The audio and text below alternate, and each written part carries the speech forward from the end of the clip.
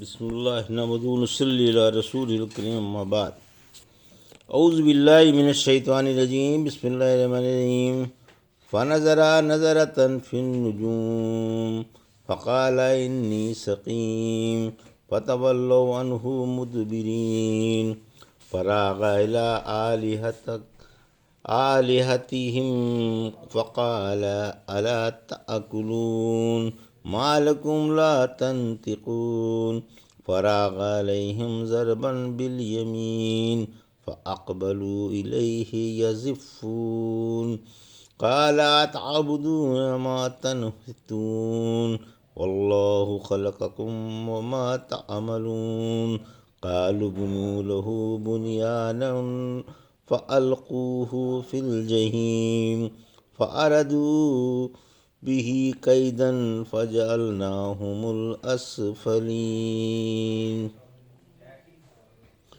ابھی آپ نے سورہ صافات کی آیت 88 سے 98 کی تلاوت سماعت فرمائی۔ ان آیتوں کا ترجمہ اور تفسیر اس طرح ہے۔ فنظر نظرة فی النجوم آیت 88، فقال انی سقیم آیت 89، فتولوا عنہ مدبرین آیت 90، فراغ الی آلہتہم فقال الا تأکلون آیت 91، ما لکم لا تنطقون آیت 92، فراغ علیہم ضربا بالیمین آیت 93، فاقبلوا الیہ یزفون آیت 94، قال اتعبدون ما تنحتون آیت 95، واللہ خلقکم وما تعملون آیت 96، قالوا ابنوا له بنیانا فألقوه فی الجحیم آیت 97، فأردوا به کیدا فجعلناهم الاسفلین آیت 98۔ ترجمہ۔ پھر آپ نے تاروں پر ایک نگاہ ڈالی، پھر فرمایا دیکھو میں بیمار ہوں۔ آخر لوگ آپ سے پیٹھ موڑ کر چل دیے۔ پھر آپ بتوں میں جا گھسے اور پوچھنے لگے کہ تم کھاتے کیوں نہیں؟ تمہیں کیا ہو گیا؟ بولتے بھی نہیں۔ پھر آپ بتوں پر سیدھے ہاتھ سے مارتے ہوئے پل پڑے۔ پھر لوگ آپ کے پاس بھاگتے ہوئے آئے۔ فرمایا کیا اس چیز کی عبادت کرتے ہو جسے تم خود تراشتے ہو، حالانکہ اللہ نے تمہیں اور تمہارے کاموں کو پیدا کیا ہے۔ کہنے لگے اس کے لیے ایک عمارت بناؤ، پھر اسے آگ میں ڈال دو۔ آخر انہوں نے ان کے ساتھ مکر کرنا چاہا، لیکن ہم نے انہی کو نیچا کر دیا۔ یہ تھا ترجمہ سورہ صافات کی آیت 88 سے 98 کا۔ تفسیر۔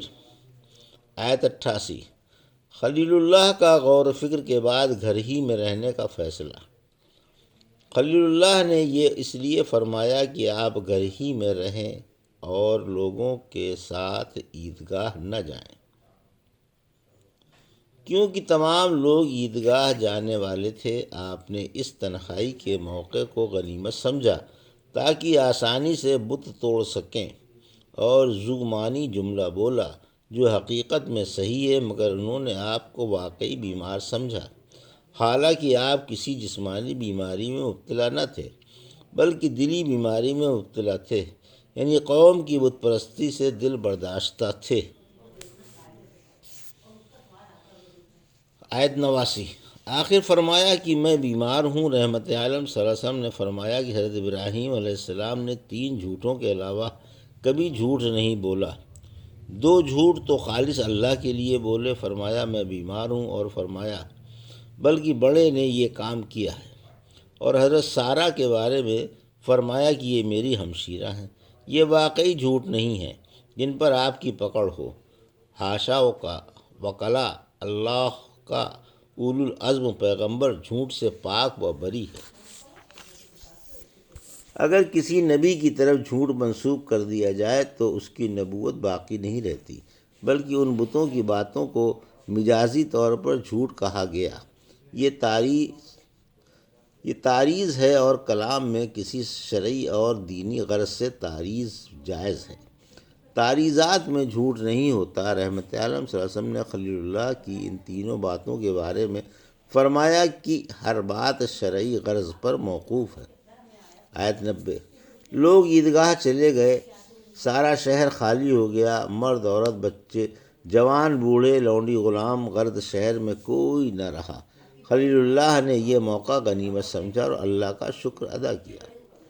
آیت 91۔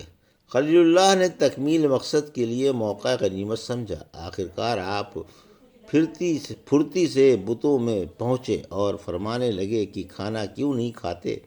اللہ کی اللہ کی قسم قسم کی نعمتیں تمہارے سامنے چنی ہوئی رکھی ہیں، انہیں ٹھوستے کیوں نہیں؟ لوگوں نے جاتے وقت بتوں کے سامنے اپنے اپنے کھانے برکت کے لیے لا رکھے تھے۔ آیت 92 سے 93۔ بت تو حیوانوں سے بھی گئے گزرے ہیں، یعنی کھانا کھاتے کیوں نہیں؟ کیا بات ہے بولتے کیوں نہیں؟ اور جو اب کیوں نہیں دیتے اور جواب کیوں نہیں دیتے؟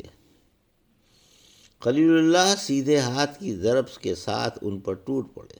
سیدھے ہاتھ سے اس لیے مارا کہ یہ ہاتھ طاقتور ہوتا ہے۔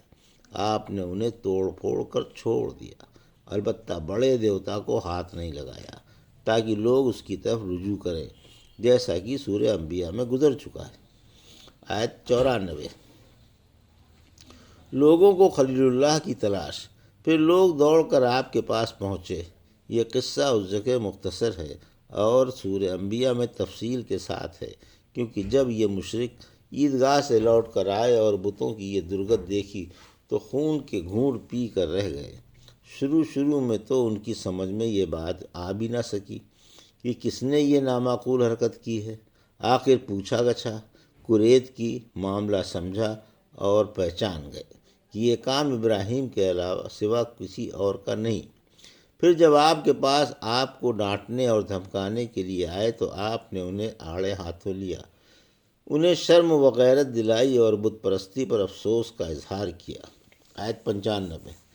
خلیل اللہ نے مشرکوں کو غیرت دلائی۔ بڑے افسوس کی بات ہے، ذرا سوچو تو تم نے حقیقی معبود تو چھوڑ رکھا ہے اور ان جھوٹے معبودوں کے پیچھے پڑ گئے وہ جن کو خود تم نے اپنے ہاتھوں سے تراش کر اپنے آپ بنایا ہے۔ آیت 96۔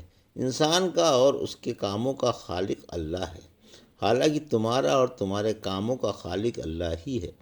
عبادت اسی کی کرنی چاہیے، ہرگز کسی مخلوق کی عبادت انسان کو زیب نہیں دیتی۔ رحمت عالم صلی اللہ علیہ وسلم نے فرمایا، اللہ ہی ہر کاریگر کا اور اس کی کاریگری کا